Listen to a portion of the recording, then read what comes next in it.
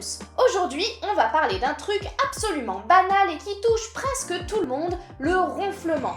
Alors, il y a ceux qui ronflent tout le temps, ceux qui ne ronflent que quand ils ont bu ou qu'ils sont enrhumés, mais ça nous arrive tous au moins une fois dans notre vie. Allez, c'est parti!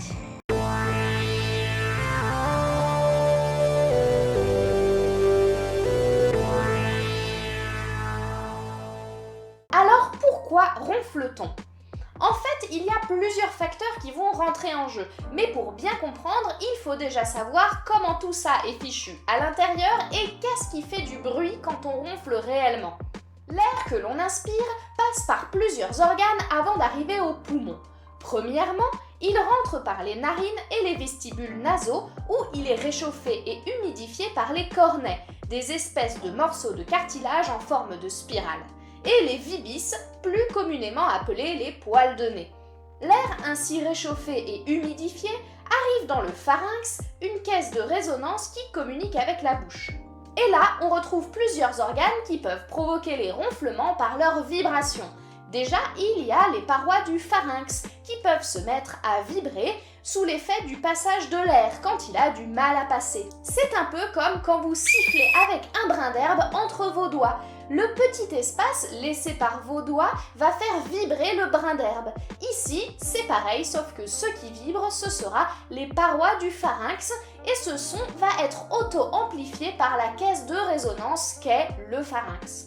Et surtout, il y a à cet endroit un petit organe plutôt inutile et qui peut majorer voire provoquer les ronflements, la luette. C'est un petit bout de chair qui pendouille dans le fond de la gorge et qui peut vibrer quand l'air passe autour. Donc les ronflements, ça ne vient pas du tout des cordes vocales, contrairement à ce qu'on pourrait penser, mais bien de la vibration des parois du nez, de la bouche et de la gorge au contact de l'air qui passe. Il y a aussi les polypes nasaux qui peuvent entraîner de ronflements. Ça donne aussi une voix un peu voilée. Pour remédier au problème, rien de plus simple. Il suffit de tirer sur le polype pour l'arracher. Une fois que ça finit de saigner, on enduit de miel pour la cicatrisation et le tour est joué. Heureusement pour nous, les techniques chirurgicales ont évolué depuis, mais les polypes nasaux peuvent en effet entraîner des ronflements. Ils se traitent très bien sous anesthésie, le plus souvent locale. Mais alors, pourquoi certains ronflent et d'autres pas ?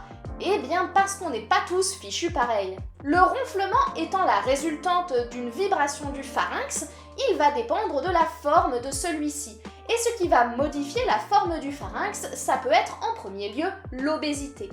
En effet, quand on prend du poids, on prend aussi de la graisse au niveau du bas du visage, ce qui va modifier la forme du pharynx en réduisant le passage de l'air et en favorisant les vibrations. De plus, les personnes en surpoids ont également de la graisse au niveau abdominal, ce qui va rendre la respiration plus difficile puisque le diaphragme, muscle de la respiration donc, va avoir plus de mal à travailler car il va devoir pousser la graisse abdominale.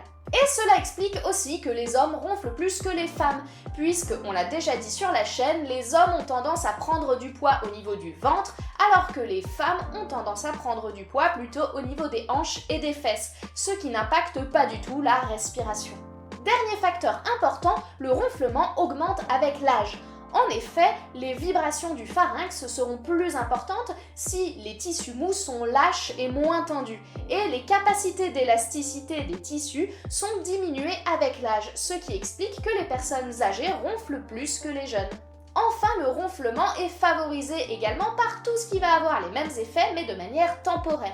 Avoir le nez bouché ou être enrhumé va provoquer une inflammation au niveau des tissus du nez et va donc diminuer l'espace nécessaire pour que l'air passe.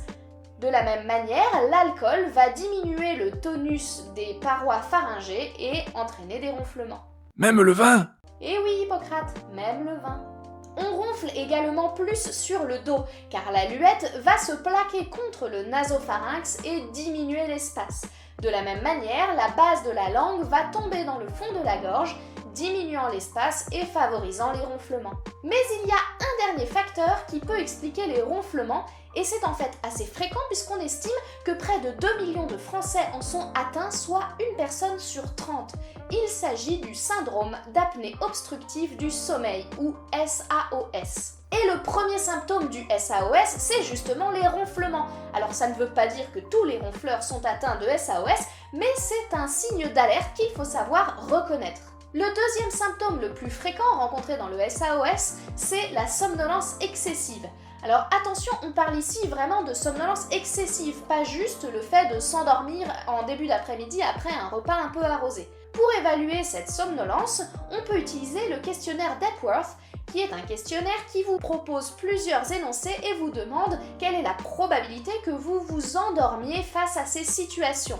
Si le score est supérieur à 10, alors il y a une somnolence excessive et il faut faire des explorations pour comprendre pourquoi. Ah, s'endormir au pied d'un olivier, faire la sieste à l'ombre de ses branches en étant bercé par le doux chant des cigales et le bruissement des feuilles. Pour poser le diagnostic d'apnée du sommeil, il faut soit cette somnolence excessive, soit 2 critères parmi les suivants.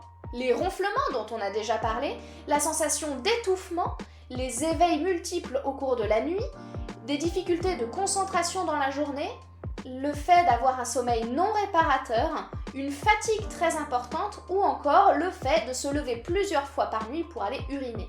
Mais tout cela ne suffit pas. Le diagnostic de SAOS doit être posé par un enregistrement du sommeil, et il en existe 2.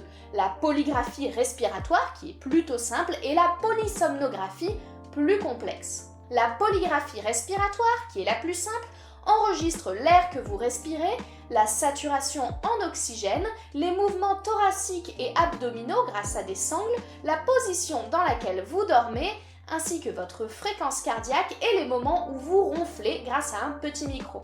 La polysomnographie associe tous ces éléments en y ajoutant un électrorétinogramme pour regarder les mouvements des yeux, un électroencéphalogramme pour enregistrer l'activité neuronale et savoir quelles sont les phases de sommeil pendant lesquelles vous ronflez, et enfin un électromyogramme pour voir les mouvements de vos muscles. Bon, on va pas se mentir, c'est pas la meilleure nuit que vous allez passer, branché de partout avec des capteurs, mais ça permet de montrer que pendant la nuit, vous vous arrêtez de respirer. Et ça, c'est pas super. Surtout que le SAOS, en plus de vous faire ronfler et de vous fatiguer, va être un facteur de risque majeur de plein d'autres trucs beaucoup plus embêtants. Déjà, les personnes atteintes d'apnée du sommeil vont être plus à risque d'accidents du travail ou d'accidents de la route, à cause de la somnolence. Ça peut paraître anecdotique, mais le risque est tout de même multiplié par 2 voire 3. En plus de ça, le SAOS favorise l'hypertension, en particulier l'hypertension nocturne.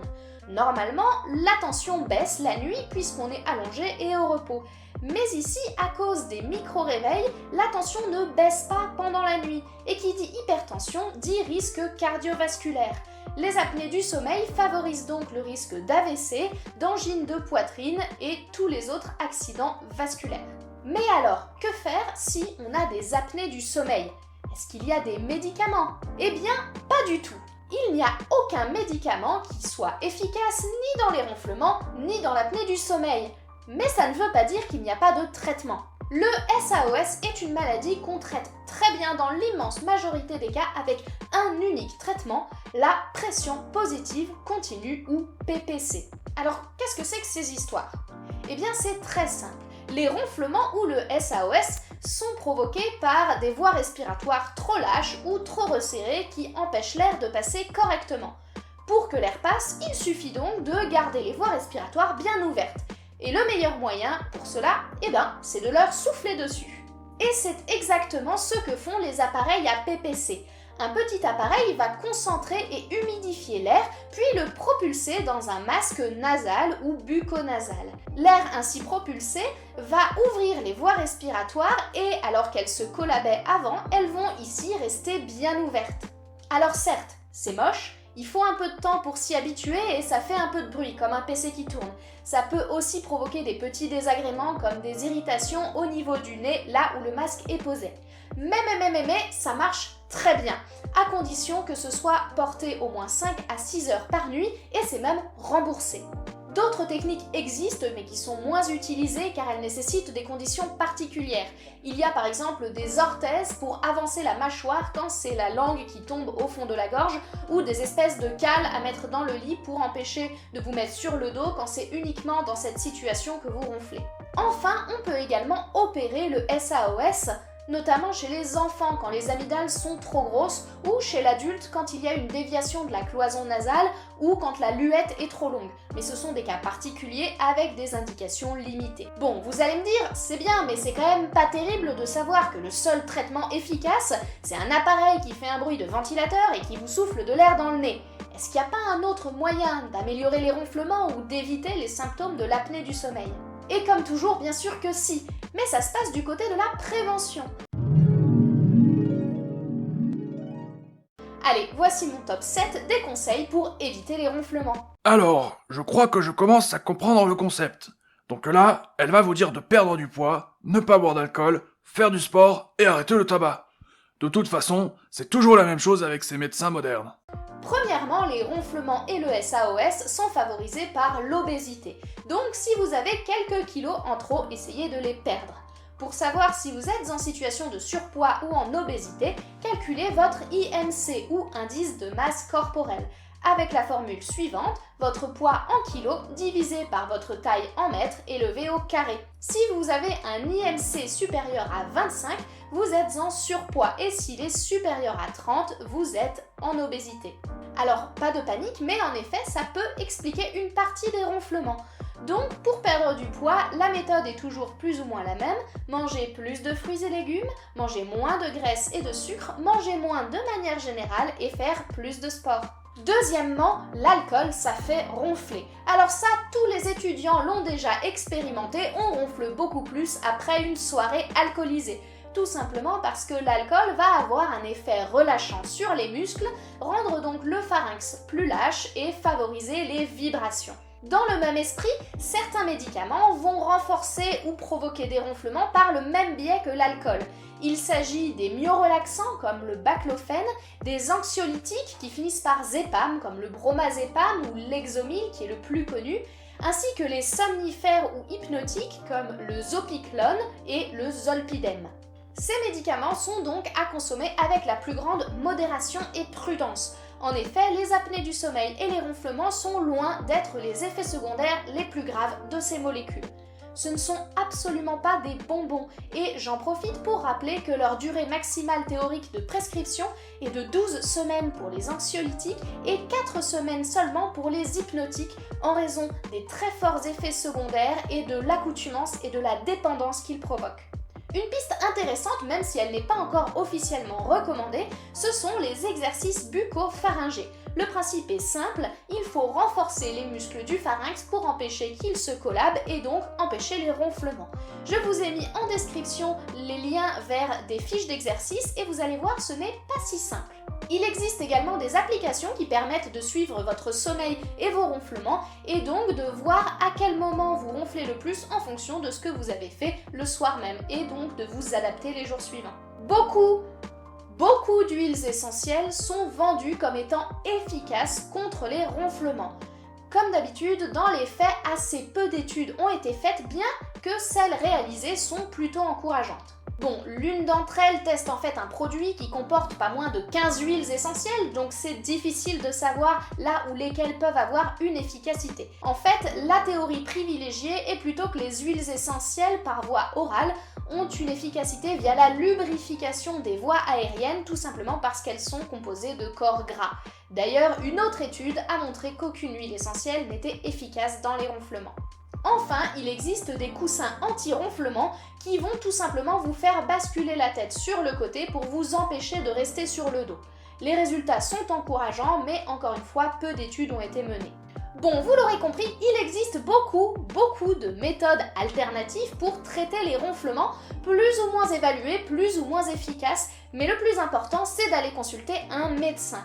En effet, le ronflement peut être le signe d'un syndrome d'apnée obstructive du sommeil et il faut le dépister correctement, particulièrement si vous avez une fatigue associée ou une somnolence excessive. Et n'oubliez pas la meilleure des méthodes, si votre partenaire ronfle, mettez-lui vos pieds gelés dans le bas du dos, effet garanti. Allez, on se retrouve très bientôt pour un nouvel épisode. D'ici là, portez-vous bien. N'oubliez pas que ces vidéos sont un support ludique et pédagogique mais ne remplacent en aucun cas une consultation. Si vous avez des doutes ou des symptômes importants ou persistants, consultez votre médecin. De la même manière, cette vidéo ne traite pas des cas particuliers comme les femmes enceintes, les enfants, les personnes âgées ou les personnes polypathologiques. Dans tous les cas, prenez conseil auprès de votre médecin. Hop hop hop, ne pars pas tout de suite. Déjà, merci beaucoup d'avoir regardé cette vidéo jusqu'au bout.